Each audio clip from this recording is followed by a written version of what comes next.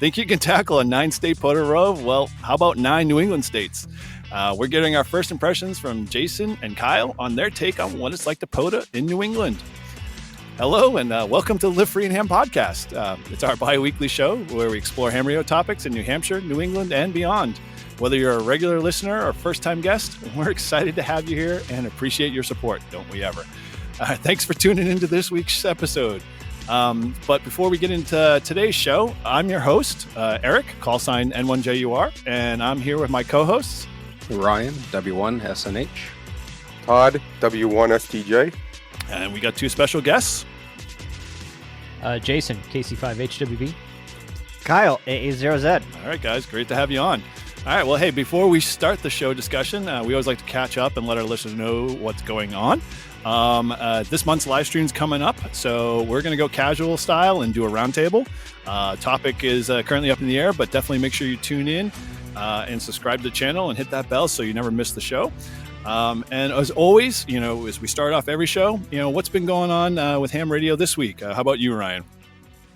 Yeah, well, I'm happy to report I came home today from work and put aside all my house projects and focused on getting the new Flex hooked up. So as of about 45 minutes ago, I got it operational. Spent the afternoon crimping some coax, got some RJ45s crimped, and it's very nice radio. So I'm really enjoying it and got a lot to learn here. So I'll keep plugging away.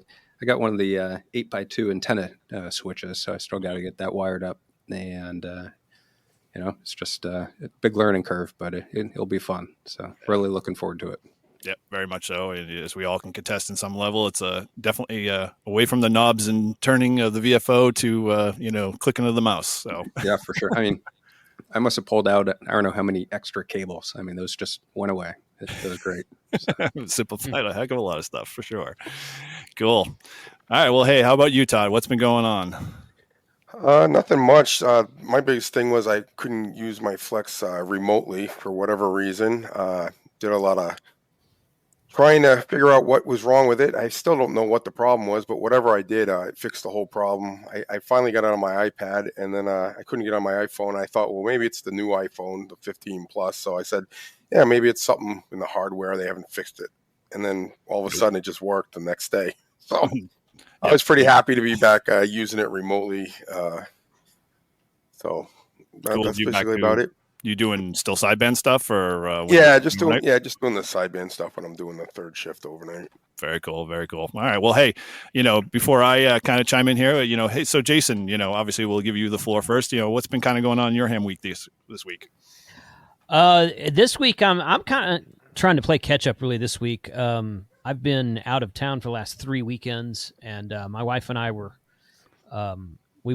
we actually went to do a POTA last week, and then we went to see a college football game. Oh, very cool. some football game somewhere. And before that, I was at an RV radio show, and I've just had a really full month for the month of October of being out of town. So this week I've been playing catch up around the house, putting stuff together, getting some more videos recorded here in the shack. I've actually redesigned my whole I'm 50, 60% of the way through redesigning the whole shack. You can't see it because everything I did was over there, but and in front, behind the camera, in case somebody can't see that right now or listen on audio. But I got a couple things upcoming. Hunting season starts in Texas in about 2-3 weekends. Cool. And it's totally we have about 175 acres out in the country that's totally off grid. There's no water, no running water, no electricity, no nothing.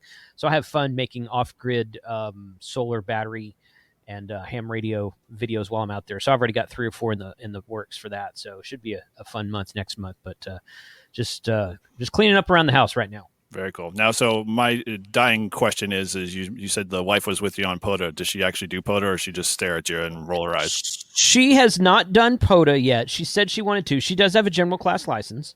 She got her general upgrade maybe a year and a half ago, something like that.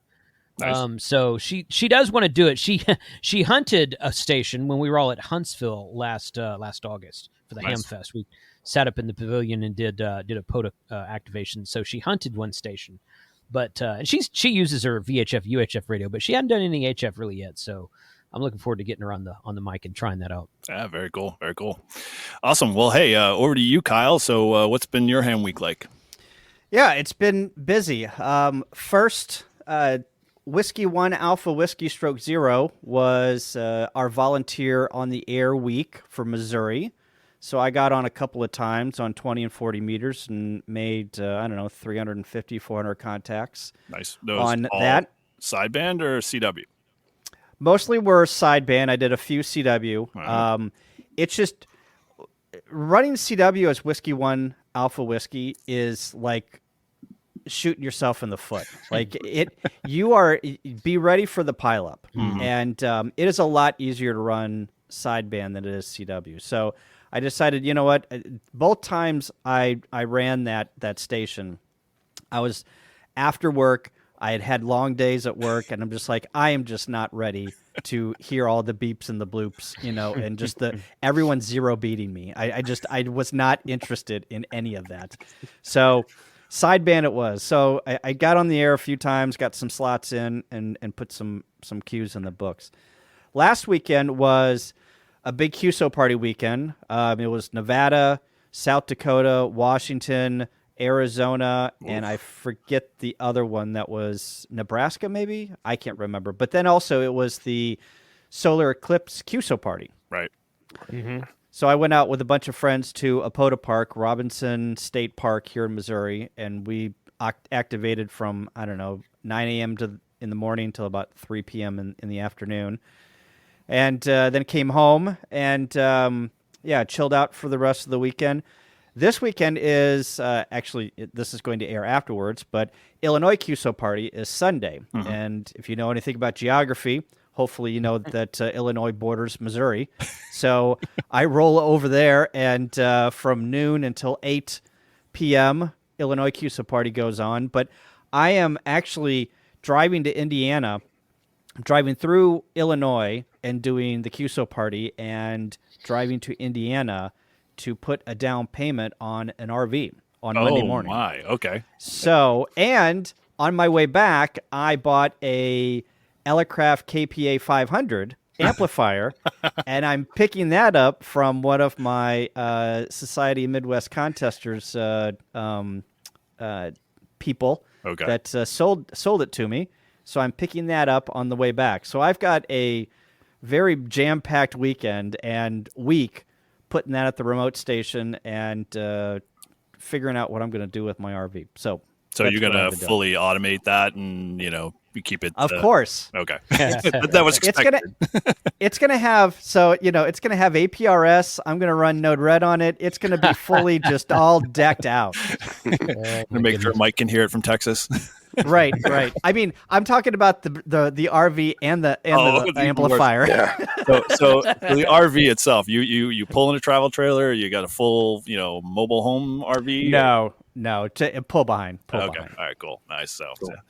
So Jason has basically lured you towards the dark side there, and Well, yeah. I mean, I've always wanted an RV, and it's gotten to the point where it's poop or get off the pot, right? Mm-hmm. And Jason and I always go to the Moore Expo, which is down in Springfield, and we've been talking about going to a bunch of overlanding shows. And there is a hiker trailers, the trailer that I'm gonna buy, and they really stood out as being family owned and good quality. And some of these overland trailers, the prices are through the roof. They're ridiculous. Mm-hmm. They are ridiculous. So I can literally get and save about $5,000 or $7,000 and get everything that the big boys have, but get it cheaper. Yeah. Because they start out at the one that I want to get starts out at $14,000. That's reasonable. Yeah. Yeah. If you got an overlanding trailer from some of these guys that they're literally going into the depths of Utah and not seeing each other for years months on end. Yep. Yeah, months on end. I mean, they start out at 35. Oh yeah, Wow. Yeah. That's base. That's that's not like with the hard tops or any of the amenities too. Right. It's insane what they charge for them. Right. So, yeah, I'm gonna. This is my first forte into stepping up from tent camping and actually having sidewalls, and actually being protected from the bears in in Colorado. So It'll be a game changer for sure. Yellowstone. yeah, so we're all going to Yellowstone next July, and obviously I'm gonna. Well, you Take can the also RV tow it if you go to Arcadia up that way too. So it's a benefit. Yeah, that'll Yeah. work great in Arcadia for sure. Of course, yeah. Well, wow, yeah. So interesting. So no, maybe possible side channel like Jason doing overlanding. Yeah, I mean, I am. I'm going to put together, my first video is me driving to Indiana and actually going to the warehouse and picking it out and doing all the things that you need to do. Cool. So that will be the first video. Will I do an overlanding channel? Well, will I do continually overland stuff? Probably not, because I've got a way too busy schedule to go out like every single weekend and do stuff. I'll put videos up whenever I can, but ham radio channel is my main focus there. Maybe. Got it. Yeah, cool, awesome. And I'll be going to Vermont on Friday. Oh, yeah, that's right. You were still activate a park. That's right. Yeah, just yeah. So you've got all these traveling. I'm just jumping across the river on my way. I have one visit in the morning in New Hampshire.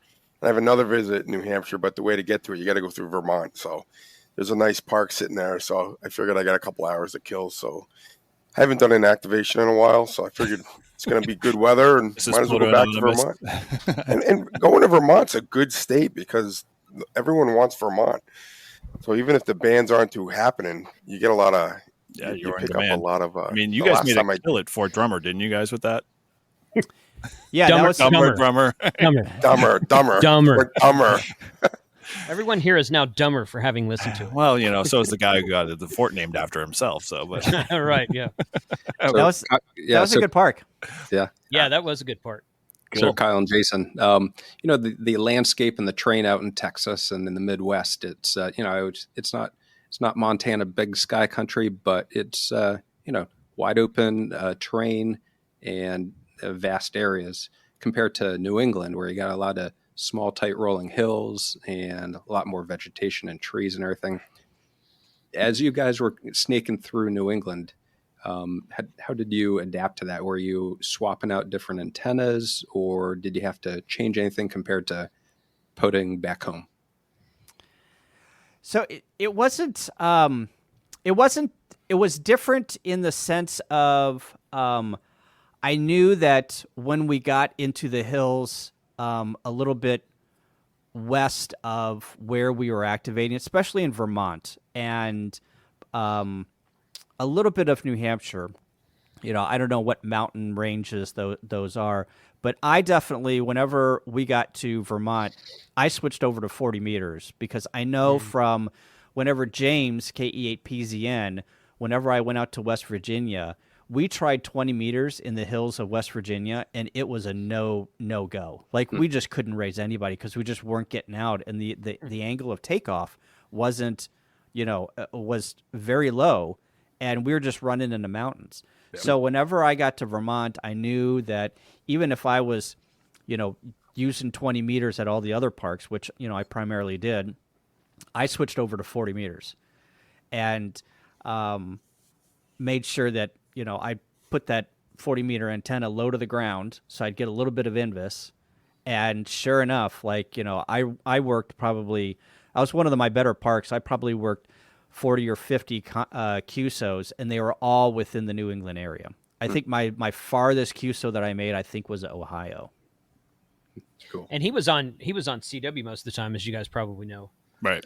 But you know what? I didn't really notice much other than just what band is up and down right now, which is what you look for every time you go out to POTA at all. Right. I did notice that Vermont is a highly sought after state. Apparently, either Vermont is hard to get, or there's just not many people who POTA in Vermont. That is true. There's very few hams per capita in the state of Vermont, so you get that going for you. So and when I get North Dakota, I'm always excited to get North Dakota when I'm out on a POTA and I get somebody calling back to me from North Dakota. See, Todd, you should ask Jason how he got in his North Dakota because you're still struggling for yours.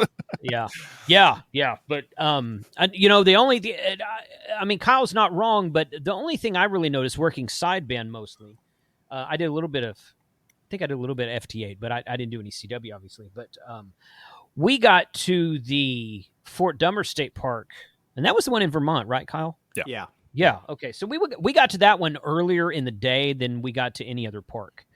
It was about 9:15 in the morning when I had my antenna set up and radio turned on and started calling CQ. Yeah, So we got there at like 8 or 8:30, something like that. And people had been asking us, get on 40 meters. We want to work you guys. People in the area had been saying, hey, get on 40 meters.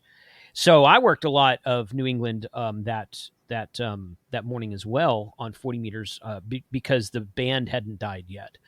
I talked to Izzo, and he said the band usually dies around 12 or 12:30 in the that around noon or something like that. The 40-meter band, I should say. Right. And that coincides with Texas. It usually dies around 11 a.m. in Texas. Then it'll open back up around 4 or something like that on a regular day. So I wanted to get some 40-meter in, and I probably made 60 or so contacts that morning, and then I switched to 20 and made a lot more contacts. But yeah, for me, it was more just like, what time of day is it? And I'll tell you right now, I don't like to POTA on 20 meters because it's too easy. I mean, how so?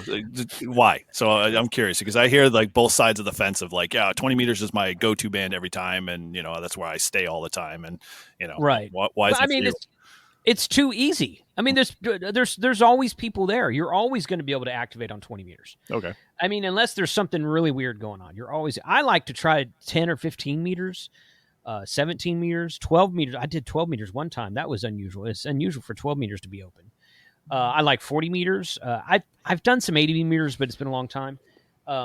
Antenna, depending on where you're set up. So a lot of times you don't have room to put up an 80 meter infed half wave. Right.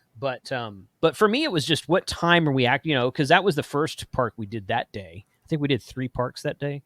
Yeah. And by the time we got to the third park, it was mid-afternoon. So we just started on 20 meters and went for it. So, for me, it's just, hey, what time of day is it? And is anything besides 20 open? If so, I try that. And then I'll usually go to 20 meters after I've tried the other bands, because you're going to, even if I've made 10 or 15 or 20 contacts and I'm activated, I'll usually go to 20 meters because I'm just like, well, there's just more people here. More people have an antenna. I suspect more people have an antenna for 20 meters. A lot of people don't have an antenna for 10 or 12 or 17 meters. So it's easier to make contacts. And I like to get, people like to hunt as much as activate. So I want to give the hunters a chance as well.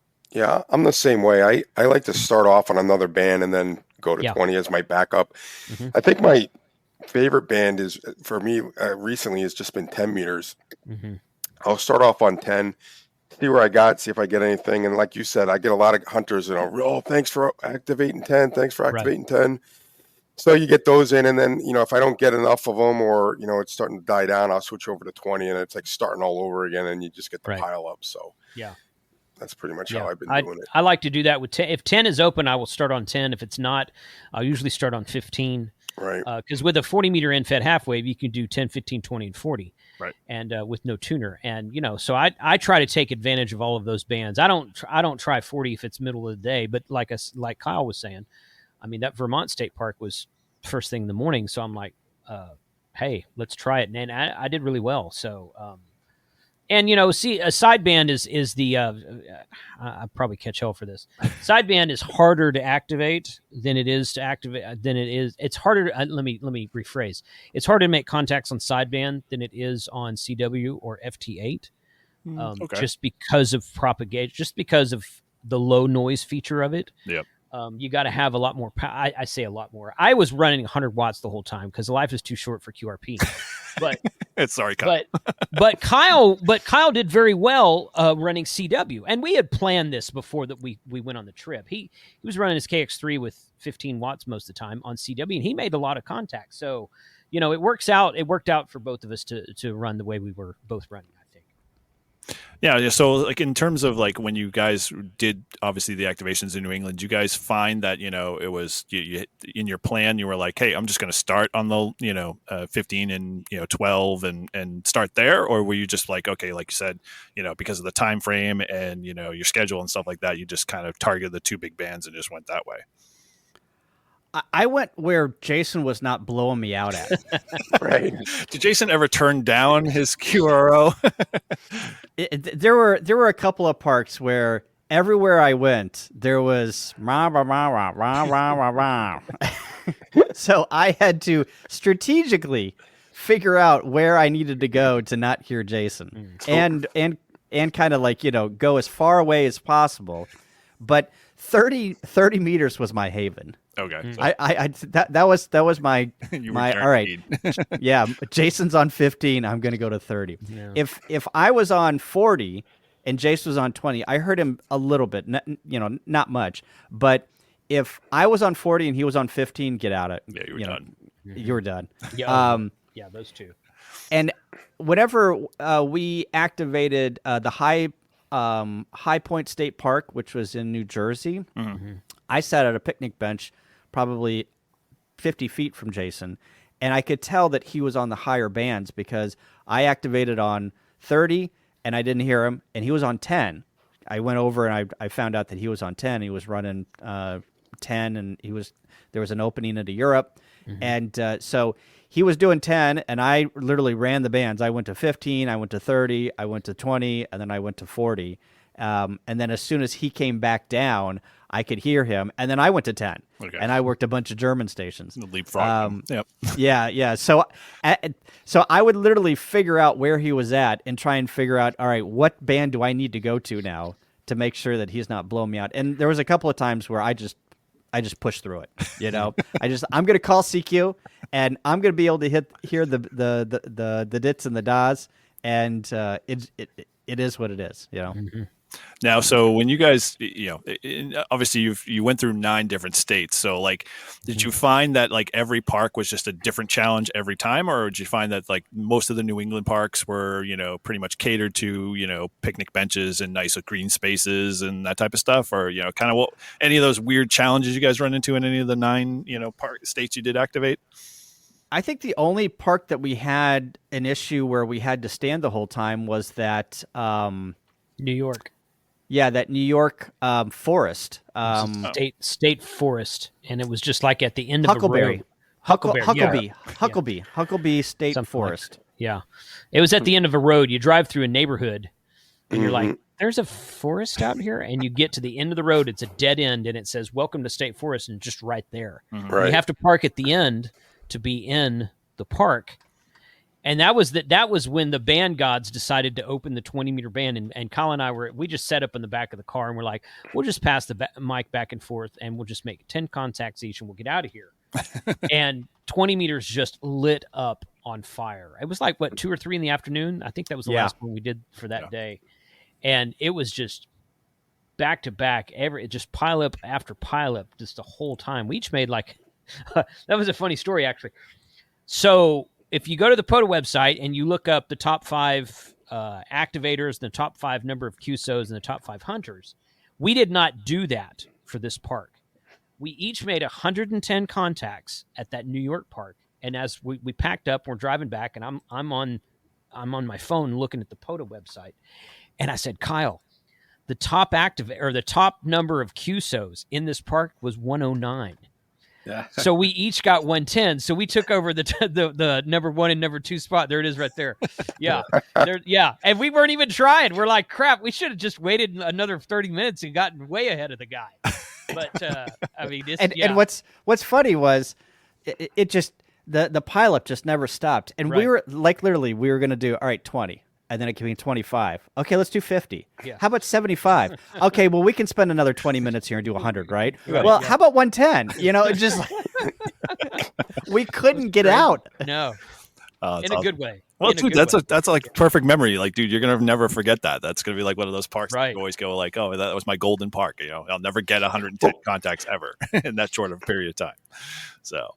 Cool. So like in terms of your parks and the, obviously you tried to bring everything you possibly could in terms of, the equipment and hardware and whatnot. Did you find that when you got to like, I know you guys started in, was it Connecticut with Izzo, and you started to activate from that beach park? That was, how many contacts did you get out of that? And did you find that like the beach propagation was good, a benefit to you guys, or was it just bad band conditions at the time? That was actually Rhode Island. Oh, Rhode Island. Okay. He drove us out there, and we didn't activate Connecticut until the very last day. But that was Rhode Island, and we drove out there with Dawn, and it was horrible. It was horrible because it was really windy. Oh, okay. It was really windy, and it was a little cold. I mean, Texas boy cold. So it was chilly. It was probably in the 60s. It wasn't cold. What we call light jacket and shorts in New England. That's shorts weather around here. Yeah, we're putting on parkas out here, I'm just kidding. It's been in the 60s and very nice here this whole week. But if I can remember, we had a bunch of RF issues too. Yes, yeah. So we set up. It was like a cabana or like a concession stand deck area. Right. For and there were people out there, and there was like a little jungle gym for the kids on one side, and some beach access and some of that that fencing that protects the vegetation there, kind of all around the area. So we set up on the deck outside of this what looks like a concession stand. Everything was closed. It was all closed. There was no people there. Yep. So we set up there, and they must have had like refrigerators or something running in there, because there was a lot of RFI in that area. So that made it a little bit more difficult. We probably should have gone out into the beach, and we would have, if it wouldn't have been so darn windy, because we would have been able to get away from all that. But then we would have had a lot of wind noise in the microphone. So, we just strapped a pole, a telescoping pole, and just ran the antenna out. And we knew, we had just gotten off the plane. We had driven an hour out to this beach, and we were a little tired, and we knew that we needed to do Clubhouse that night too. Right. So it was get the antenna up, let's get some 15 or 20 contacts in the books, and then let's get out of there. Yeah. And a couple of them were like that. A couple of them we sat there and enjoyed the time there, and a couple of them we just got there and were like, okay, let's get this activated and head out to the next one, because we were on a schedule. We did all of this in about 4 days. Yeah, that was a tight schedule for sure. So, yeah. And I didn't feel like it was rushed. I mean, I didn't personally feel rushed. Inside of that 4 days, we also went to WNAW and spent an afternoon. We did Clubhouse that first night and that kind of thing. But yeah, I mean, you said something a minute ago about taking the time to activate or whatnot. And we took the time to activate on 2 or 3 parks, and they were the right ones to spend that one in was it what's that one that was on the beach? Was that you're talking about Maine? Fort McIntyre? No. Fort McCleary. McCleary. That was my favorite. Yeah, mine too. Well, I'm glad you love that one, because that Yeah. tends to be the place I go to every time I'm in Maine. The views are awesome. As you watch your video, if you haven't a chance to go check out the videos, go check out Jason's videos and Kyle's videos on it, because they did a great job of making that park look amazing.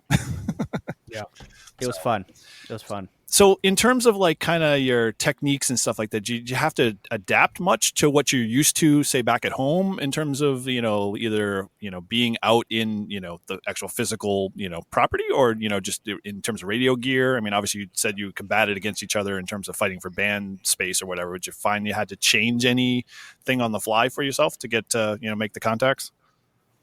Other than, trying to figure out where we were going to operate and what, a little bit of coordination of, okay, what band are you going to start on? Okay, I'll go up or I'll go down. It was all pretty much the same. I mean, I have to give a shout out to Izzo, because he literally opened up his POTA bag and said, take what you want. Yeah. And, I didn't bring a telescoping pole, and I borrowed one of Izzo's. And so that was familiar to me that's what I use whenever I go out in POTA, right? So typically I either strap it to a tree, I lean it up against a branch, I do something of that sort.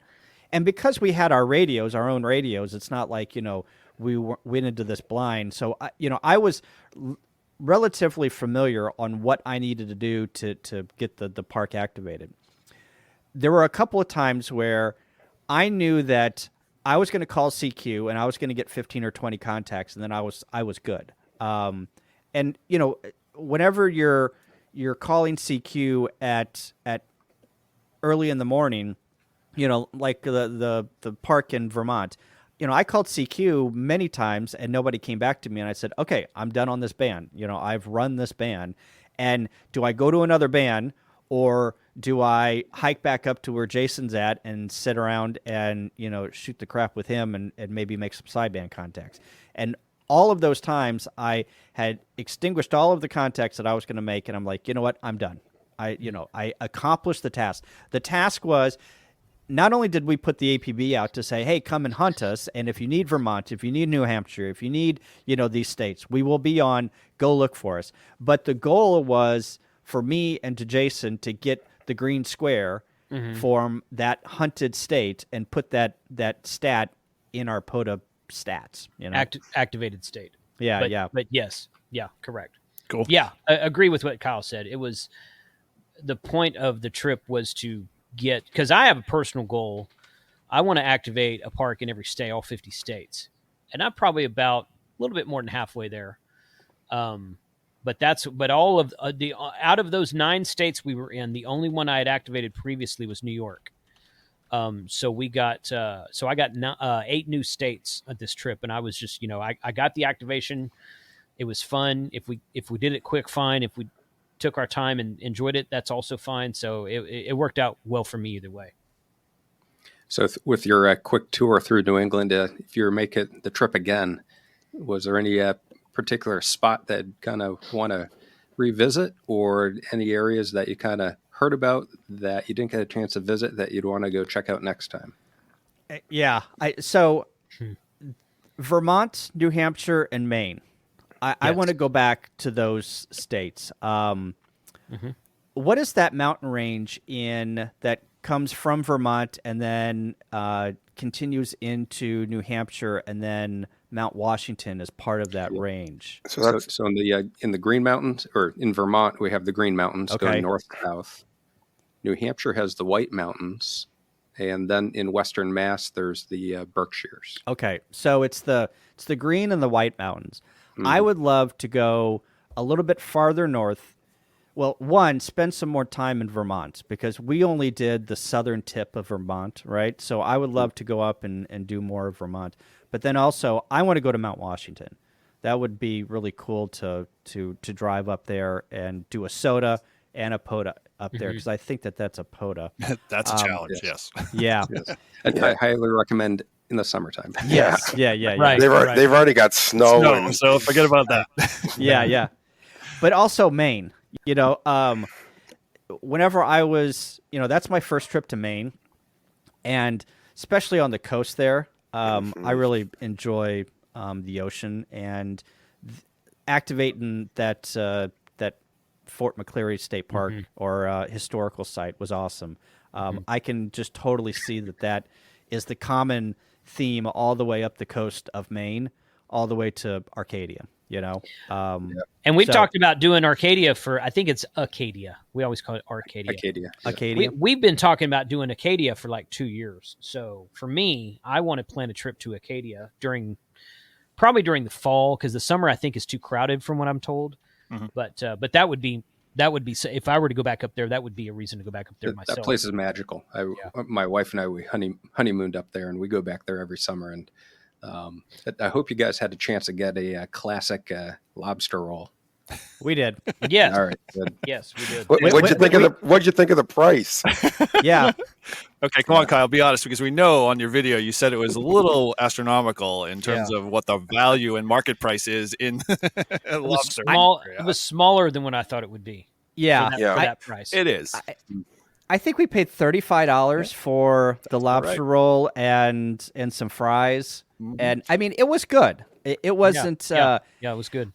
I'm not sure if it was $35 for it, but it was good. Yeah. Hey, So you guys got to understand understand that lobster back in like the early days, that was the poor man's food. Those things used to be crawling on the beach. Now it's like, you got to pay a fortune for them. Yeah. My friend from college, one of my old roommates, he lived in Booth Bay Harbor, which is like right on the coast. And in his backyard, there's a little inlet, and he'd throw a lobster trap back there. And we'd go to his house, and his mom would always have like lobster stew, lobster bisque, something going with lobster on it. And she'd be like, "Hey, Al, go get me another lobster." And he'd go out, pull up his trap, pull one out of it, and bring it in and boil it up. Oh, wow. So for them, it was like, Nice. yeah, he was like, lobster's nothing. But yeah, it's gotten really expensive. It used to be a lot more affordable, but lately, It's a rich man's Yeah. food. Yeah. yeah, it's the rich man's food. I mean, I was expecting, probably $22 to $25, but then whenever we rolled up and everyone's like, "Oh, you got to go to like I don't know, it's like Bob's or Clam something." Shack. Yep. Yeah, Bob's Yeah. Clam Shack. Yeah. So we ended up going to, what was that other place you told us to go to, Eric? The Oh, Armory talking or about Kittery the, Trading Post. yeah, the Trading Post. Yes, Mhm. the We rolled through Cabela's knockoff. Yeah. Yeah. So we rolled through the Cabela's there, and then we could have probably walked over to Bob's, but I sat down at Bob's, and I was like, this is about $10 more than I expected to spend. But you know what? We're here. We're going to do this. Yeah. Yeah. Yes. That's cool. So Well, that's good. So, you guys want to go back and do Maine and stuff. So, if you came back, would you do like maybe split it in half, do like the mountains, and then the second half head out to Maine on the coast? Because I don't even know how many parks, Eric, are on the coast of Maine. I mean, there's probably a lot.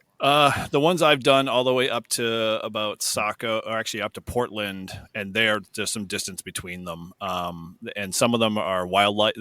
And so that's another question, but like a lot of them are wildlife preserves, so they are like almost inaccessible to get to, like, by parking space or whatever, and you have to do a little bit of hike. But there's a good percentage. I can't remember. W1DED, he did majority. I think he actually completed all of his main parks. I can't remember if he finished it or not, but yeah, he did a whole, month and a half where he just buckled down and did every, state, every park that he could, across the state. And the ones that are up in Caribou and that place, those things are ridiculous hard to get to. So, Yeah. but yeah, the coast ones are great. I mean, like Kyle, you said, you loved Fort McCleary. Once you get up there, there's a bunch of other forts along the way that are just like in Saco that are just, great places to activate. And, they're the same kind of format. There's a ton of parks going from like the coast of like the North Shore of Massachusetts all the way up to Maine. I mean, you could probably, right, Eric, you and I keep planning on doing, what were we going to call that thing when we did? Well, I did an 8-park rove all the way up Route 1, and Route 1 starts in Hampton Beach, and that's in or basically starts in Salisbury State Park and goes all the way up Route 1, and you can literally hit a park every like 5 miles. It's like one of those crazy. Just pull in and See, that would be a fun trip to do that if we were going to drive up there and camp along the way and whatnot. I think I would enjoy that. The reason we talk about Acadia, we didn't really mention this, so maybe for the listener that doesn't know, Acadia, the way that POTA parks are numbered, all the ones in the USA start with K, and then they're 4 digits. Well, Acadia National Park is 0001. Yep. So that's why we've been talking about it for so long, because it is number 1 on the list out of 9,800 or something parks that they have now. right. But that became, and 002, 3, and 4 I think are all in Alaska. Yeah. They're the first 20 or 30 numbers are all national parks. So when are we doing those? Yeah, exactly. So good question, but I mean, I'd like to.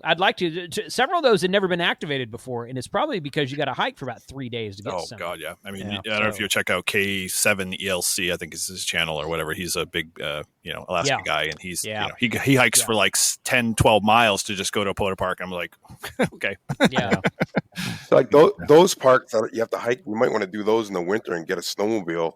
Might be Right. out there, right? or just rent a helicopter, man. Just Right. fly in, helicopter. fly out. Yeah, right.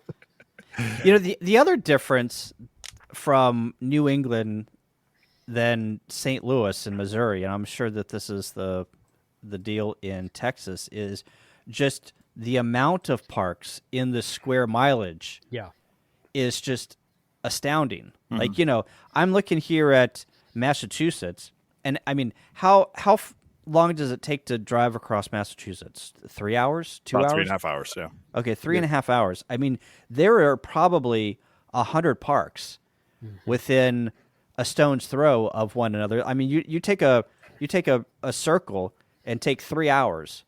There's probably 300 to 400 parks, right? You do that in Missouri, you're maybe going to get maybe 150, maybe 200, So- maybe. So funny thing is you said, so if you look at that span of Massachusetts, we'll take that as a chunk. If you look at a lot of those parks are pretty much what I call landlocked. So they're either bordered by either, residential private homes, and access is usually trail access or no access at all because it's, some deed put in place or whatever. So a lot of those may have maybe one or two activators that may have activated it. And those are usually, at least when I go out to look at those, and I do a lot of work in Mass. So, I'll fly through a lot of those parks. It's like you get to a place where, you're like, oh, I'm going to go activate this. But then you really pull up Google Road Map, Google Maps and, Street View. And you're like, I can't get to this place. There's no way I'm going to be able to find it in half an hour. Is that different for you guys, like in St. Louis or say Texas, where it's more flat? Yeah. I mean, most of all of the parks that are in Missouri have some type of access. Even the state forests and the conservation areas, they have roads that go into them, and then they have like a parking lot, right, that you can literally park at. Oh, wow. How about you, with like Jason, with most of the parks down in Galveston, that area and stuff? Yeah, they all have. You can pretty much access all of them drive-in wise. It's my understanding was that POTA. You find there's a lot of soda spots in Texas that have never been activated because there's some algorithm that picks what is and isn't a soda summit. And about 99.5% of all the land in Texas is privately owned. We don't have any BLM land out here. We don't have any public. We've got public access. We call it Army Corps of Engineer land. And like the beaches are public access and whatnot. And you're talking about Texas being a flatlands, and that's true. What people don't realize is that Texas is so big, and I'm not just saying this. I'm actually being truthful here. Texas is so big. We have East Texas is very pine trees, wooded areas, not very mountainous. But if you get out to Big Bend area on West Texas, there's a lot of mountains, desert out there. Get up to the Panhandle, you get a lot of snow. You get down south, and it's like beach weather down there. So there's a lot of different climates inside the state of Texas, but it's easy to, being that there's just so much area, it takes a long time to get between parks. You might find an area that has 3 or 4 or 5 parks in like within an hour's drive, but you're not going to, like one time I was visiting Bob from Our Finder up in Long Island, and we just hopped in the truck one day and he's like, let's go activate some parks. And I probably activated 7 parks in like an afternoon, and we just drove to each one. We'd drive down there and sit in the car and activate and then drive to the next one. And it was just, it was like, we are spoiled down here. 15 to 20 minutes to 30 minutes between parks. And I'm like, oh my gosh, what is going on? So, Texas has 250 some odd POTA entities last I checked, which is more than most states have, but they're so spread out from one another. You can't really it's not really possible to do much in like a short day or trip. Yeah, you couldn't do like what Kyle and I did in New England. You couldn't do that here. Not with that many of them. Shane and I did a 5-part POTA Rove. 5-part, 4 or 5. I think it was 5-part POTA Rove one day.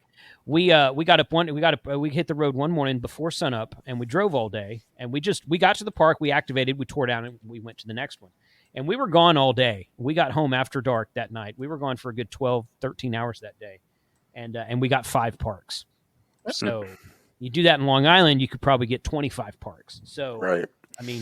That kind of thing. No, I'm not complaining. It's just a different environment. And some of the parks we activated that day were really nice parks as well. So it just depends on what you're trying to do. Well, and that's a good point to make, because obviously when you came up this way, you were coming into, totally different territory than you're used to, and, trying to navigate, and obviously you pointed out where you were in a couple of parks in Vermont, and you had to go down side roads of people's neighborhoods, and you're like, am I really going somewhere, or am I going to someone's backyard and, going to be hearing a banjo in 5 minutes or something? And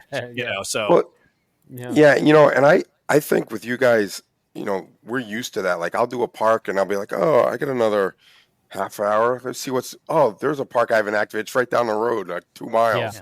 Yeah. And it's like one of these, you're driving on the road and then there's like the access to the forest, and there might be a hiking trail or something, and you just pull up and that's basically, we're kind of spoiled with that. I know that when I travel down south, they're not as close together as they are up here. There's not as many. So you have to actually drive a little bit farther. So it's not like, oh, well, I got a half an hour, let me go activate a new park. Just in where we live, I would say, how many parks are like just in within like a 10 square mile, there's got to be like There's 5 to 10 parks There's easily. 12 within 25 minutes from me. So Yeah. Yeah. Wow. Although there are a few where, with the landlocked, being back in the woods and swamp nearby, unless I got some heavy DEET and insect repellent, I wouldn't even Yeah. dare go back in there. mosquitoes would you'd carry get you away eaten for alive. sure. Winter. Yes. Winter. Go in the winter. Yeah. Well, even Right. with the winter, a lot of those swampland, marshland areas, they're still like super like damp, and not a lot of them are like trail hikes. So like you're just kind of going in, heavy trucking it, and you're like, okay, I'm hoping I'm going to come out of this with twin contacts because this ain't going to be. Yeah, you got to remember, we get a lot of snow here. So like you say walk in winter, it could be like you could be hiking through like 3 feet of snow. Yeah. You need your snowshoes. Yeah. True. So, we didn't really touch much on the airline side of stuff, but I know obviously you guys had, a pretty good system when you set up, to bring all that stuff on the airplane with you. So the biggest question I guess I have, we did an episode on it in terms of the TSA and whatnot. You guys get tagged hard at all at the TSA getting stuff through, or you get lucky? The only thing that I got tagged on was I learned this, and so word to the wise here. If you're going to bring radios and bring a lot of electronic equipment, don't stack it. Lay it out flat so they can all scan it and there's not things on top of one another, because both my KX3s got flagged going out and coming back, and they just wanted to scan it again. And I had TSA pre-check, so I can't. The line was short, no big deal. They got my bag, they put it to the side, and they'd be like, we got something in here. And I'm like, oh, it's a ham radio. And they're like, they didn't care. They could care less. They just wanted to take that KX3 and scan it again to make sure that it didn't. You weren't carrying a bomb or something. Yeah, right. But other than that, no, I didn't have any issues at all. I knew that whenever I packed my backpack and a carry-on. And if it didn't fit in the backpack and it didn't fit on the carry-on, it was not coming with me. Good philosophy.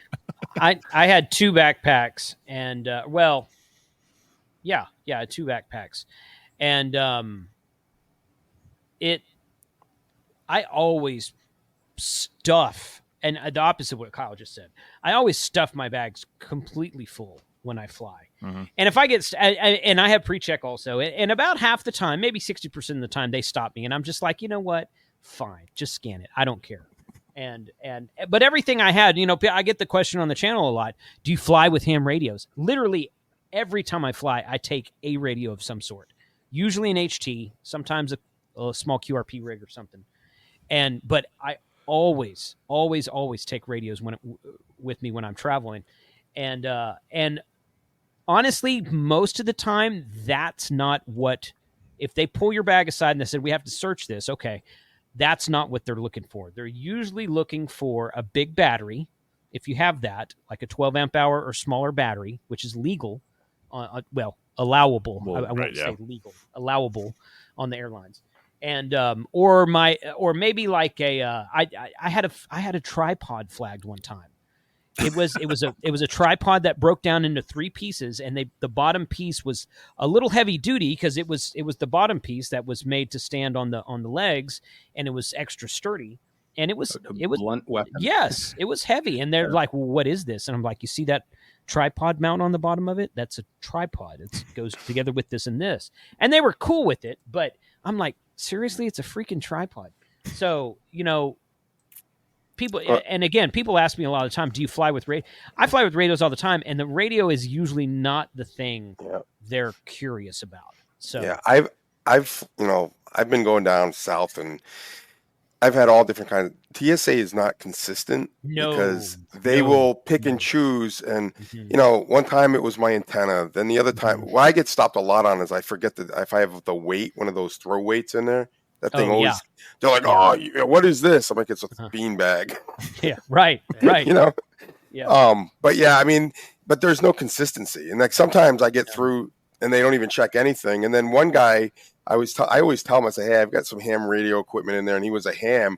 And I honestly think he stopped me just to check out my gear. He starts going through, oh, where'd you get this? Oh, this is great. And oh, we got to go check this out. And I'm like, yeah, I got to catch a flight, man. Yeah. I have I usually carry my laptop with me and sometimes a tablet. And they don't really do this much anymore, but used to be when these tablets came out that were when the whole iPad and tablet thing craze started several years back, they would say, take your laptop out. Yep. This was before pre-check. Take your laptop out and put it on the belt. Okay. And I was like, do I have to take the tablet out? No, you don't. And then the guy at the other end was like, why didn't you take your tablet out? And I'm like, dude, seriously. And they're all there in the same area and they're still not consistent because they don't talk to one another. So, but it's things like that. The reason I bring that story up, it's things like that. It's like, hey, do I have to take this out? No. Okay. And then you get down there or you go back when you're flying home, you go back to the same exact airport and you don't take that out. And it's like, oh no, you have to take this out. I'm like, literally 4 days ago when I was here, I didn't. So I guess you guys have changed your policy since then. So, all right. So at least it's not just me. Like I have the same experience. I'm like, these guys are all over. And it also depends on what airport you're at. yes. You go to one airport, no problem. You go to the other one, they want everything out. So, yeah. And also, I think it depends on the experience of the person who's sitting in front of that scanner too. Yeah. right. Oh, totally. absolutely. 100%. Well, they had that one that Colin and I went through in Hartford coming back. They had those new jet. They look like a jet engine. The new style of scanners. So we have them in Manchester in the New Hampshire airport. And those things, they don't work. They either don't work or the guy doesn't know how to read it, because on both of my bags and both of Kyle's bags all together, like, we're going to have to rescan these. And I'm like, your fancy dancy little jet propulsion, like give you cancer from standing 10 feet outside of this thing. You think scanning again is going to help? Come on. No. So, but Second time's a charm. I guess so, because they scanned it the second time. They're like, okay, you're good. I'm like, they're still going to want to open it up, but they didn't. Yeah. And that Wow. surprised me. So, Yeah, we could go on to stories, but biggest thing for me is always batteries. Make sure your batteries are taped well, because if they're not taped or they're taped like they look like a bomb, they are guaranteed to be flagged, guaranteed. There's no doubt. I print out their own rules and I hand it to the guy and say, Right. look at this battery's legal. This is straight from your website. yeah. Oh, thanks. Yeah. Todd makes great friends with that. Well, and the airline allows a larger battery capacity than TSA allows. Because if you look at the TSA website, it says like 100 or 110 watt hours, whatever it is. But underneath that, it says, however, airlines may vary. Well, American Airlines allows 150 watt hours. So I can take 12 amp hour, which is 144 watt hours. I have a battery specially for that. I have that battery to fly with. That's the reason I own that battery. And that's what I take. It's the largest one that American Airlines will allow. But if TSA looks at it, they're like, well, wait a minute. And I'm like, well, I'm flying on American. It's right here. Like, oh, okay, yeah, that's fine. And I've never had a problem. Sometimes they'll ask about it, but like you said, inconsistent. Very cool. So, all right. So, to kind of wrap things up a little bit, in that entire 9-state rove that you guys did, anything that you guys would change, you'd want to, make sure you had, if you had to do it all over again, is it any kind of things that you kind of thought like, okay, well, after it was all done, I just, if I had this, it would have been that much better, or, whatever. More time. Really? Yeah. Okay. Yeah. I mean, I would have liked to spend a lot more time at more parks. Mm-hmm. We were basically hitting one park per state. Mm-hmm. And Right. I would have loved to explore, like I said, Vermont, New Hampshire, Maine a little bit more. So if I'm going to do this again, I'm not going to pack so much POTA into a small amount of time, and we probably could have stretched it out a little bit by not going to W1AW or, HQ or, not spending as much time at individual parks. But, that's the whole experience. Like, or cuddling up with Izzo, that kind of just adds to the whole thing. Exactly. I mean, you got to have priorities. So, now that you've done it and you experience something like that, you have those, okay, I've done those parks. Now I want to do other parks, but I want to do more parks. And I want to go. It's all, your first trip is almost like a scouting trip. Yep. Right? You're just testing the waters to see what's out there, to see what's going on. And then you see what's going on and you're like, okay, I want to come back here. I want to spend some more time around this area. So I would go spend 3 or 4 days just in Vermont. going around, or Maine, Okay. going around to different parks. Yeah, similar to what Kyle said, the point of this trip, which was brought up earlier, was to get those state activations in our logbook, and that's what we did. We accomplished our goal. We absolutely 100% accomplished our goal.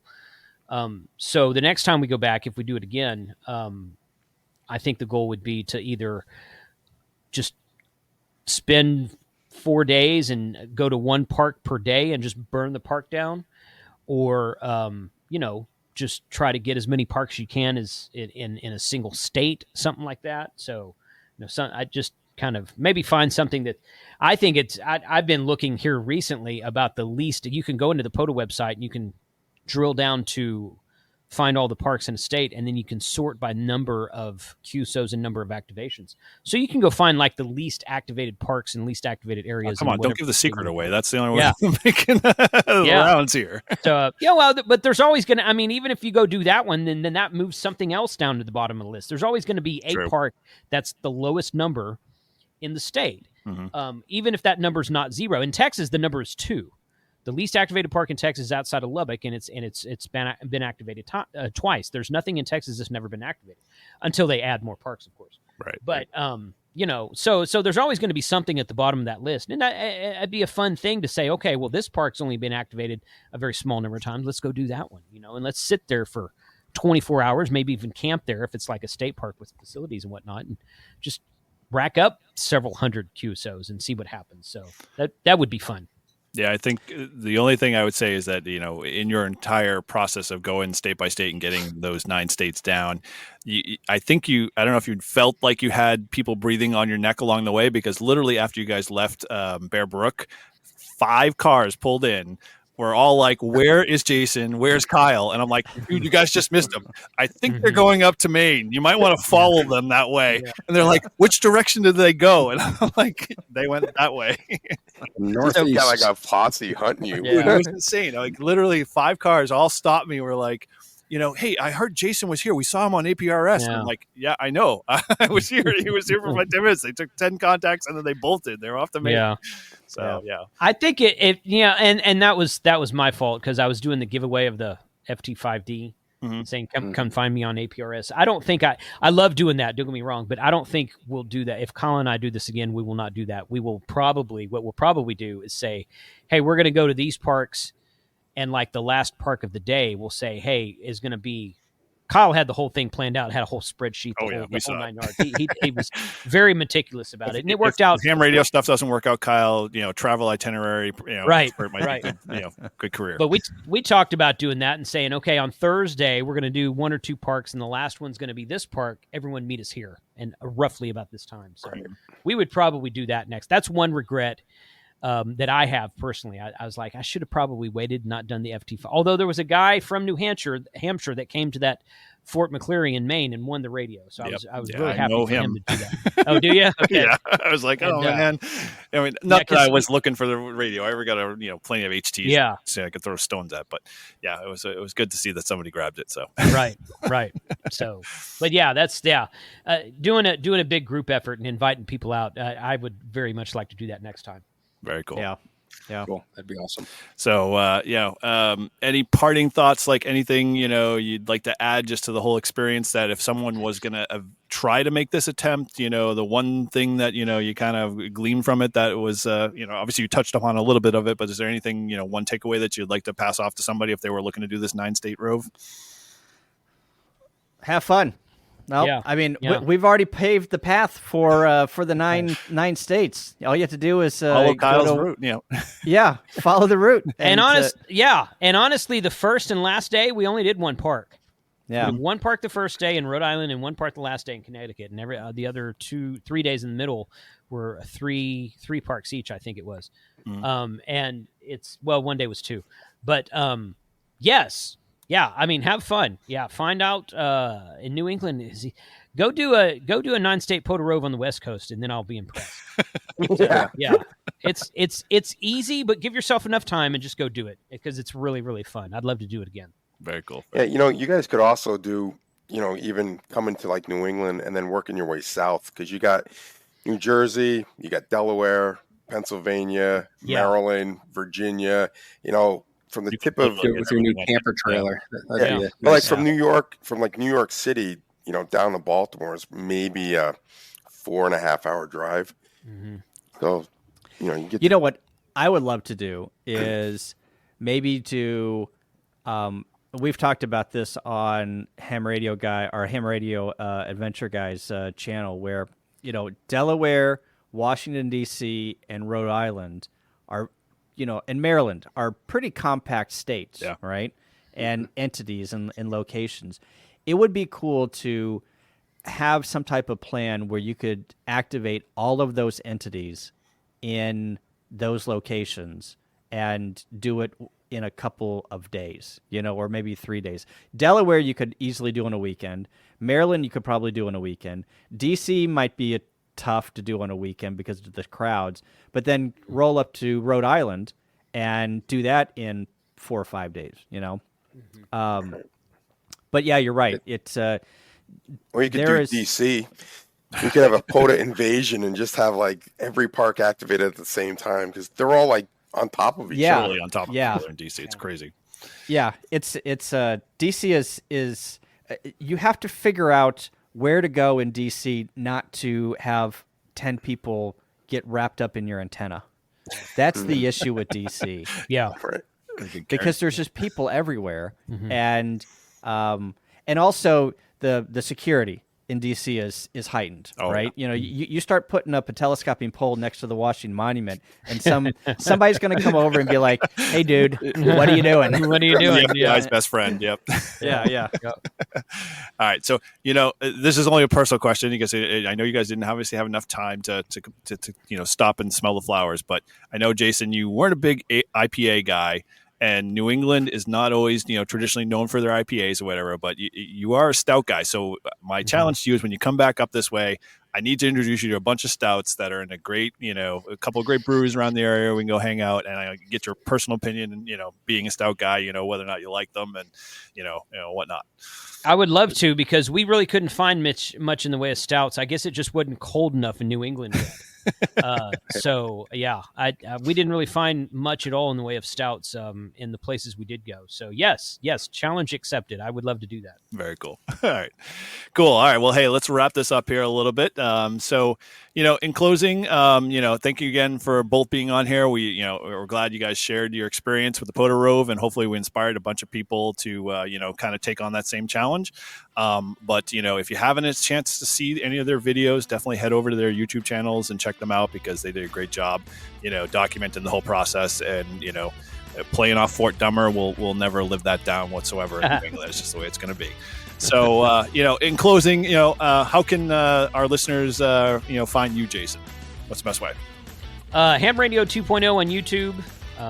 Ham Radio 2, the number 2, DOT spelled out, 0 on Instagram, Twitter, and just Ham Radio 2 on Facebook. But YouTube's my main jam. So cool. Yeah, come find me over there. Thanks for the opportunity, guys. Yeah, no, glad to have you on. How about you, Kyle? How can I find you? Yeah, just type in AA0Z in YouTube, and you'll go straight to my channel. And then the only thing that I have Ham Radio related that is not YouTube is Twitter. KYLE AA0Z on Twitter. And thanks, guys. Appreciate it. Awesome. Yeah, glad you could make it. Well, hey, as always, thank you for joining Live Free and Ham podcast. Remember, as we always say, if you haven't subscribed, you can always connect with the show by always leaving us a review on the iTunes, or our website. You can connect with us on social media for the latest information, shows, and content. And you can always support our show through Patreon or buy us a beer link, which we always appreciate. And those are all in our show notes and on our website. And always, every little bit helps. So we appreciate those that have contributed. And if you need to get a hold of any of the hosts or whatever, you can always head over to our website at livefreeandham.com. So again, thank you, Kyle. Thank you, Jason, for coming on. And thank you again, guys, for listening from all of us at Live Free and Ham 7-3. 7-3. Thanks, guys.